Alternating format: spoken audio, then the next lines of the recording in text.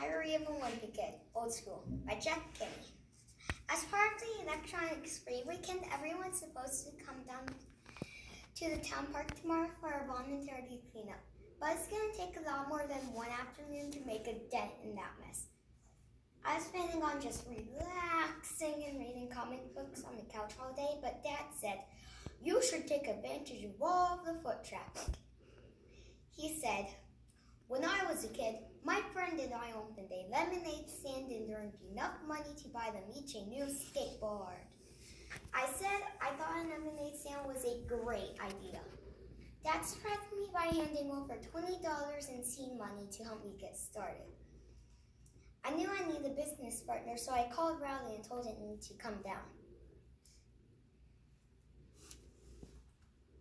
I figured we'd get going by looking up the recipe for lemonade on the internet, but Mom had hidden the power cord for the computer. I was a little embarrassed to ask Dad, so Rowley and I decided to wing it. I knew we need lemons for sure, so we rode our bikes down to the convenience store and bought out their whole supply.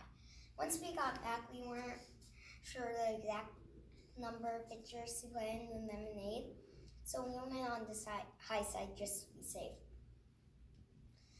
I was pretty sure that the only other ingredient for lemonade besides water is sugar, but we didn't know how much of that to use, so we just eyeballed it. After that, I was pretty sure that we were pretty much good to go, but then Dad came downstairs, so we were doing and told us, "You got it all wrong. First of all, the green lemons you bought were actually limes, so we had to get rid of those. To make lemonade, we need to cut the lemons in half and squeeze them into a pitcher, which would have been nice to know at the beginning. But Rowdy was too scared to cut the lemons because he said they make his eyes water. But I told him he was getting lemons confused with onions. He wasn't budging, so I dug around in the garage until I found the mask Rowdy could cover his eyes with. Once we got back,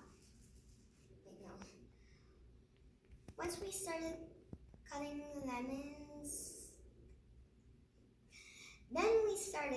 lemons, which turned out to be a lot harder than I thought it would be. When I sliced into the first lemon,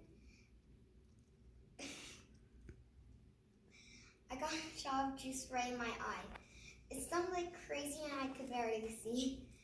Rowdy took the snorkel out of his mouth and started with the whole "I told you so" stuff, but I didn't want to hear it.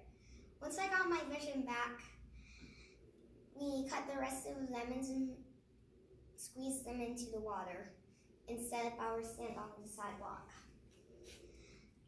A few people stopped by, but it was just to criticize everything we were doing.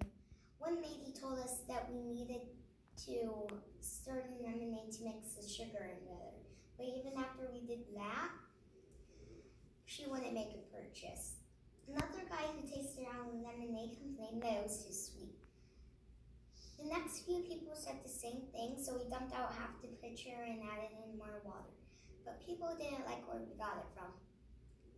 Another guy had the problem with the fact that we were using the same glass for every customer, even though I explained to him that we were rinsing it out after every use.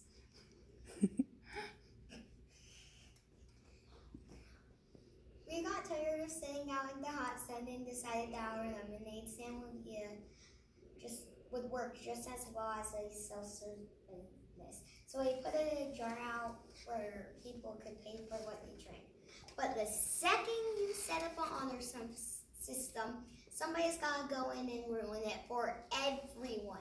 "Hey, come back with that lemonade." Glug, glug, glug. We realized that we were just going to have to suck it up and man the lemonade stand full time. So we grabbed another glass from the kitchen cabinet and headed back outside. A couple of people thought our jar was for tips, so they dropped in some loose change. After that, we started pushing the tips because any money we brought in was 100% profit. I was starting to feel pretty good about things until a kid named Cedric Cunningham set up his own stand a few houses down. And it was pretty obvious he had help from his parents because his stand made ours look like a joke.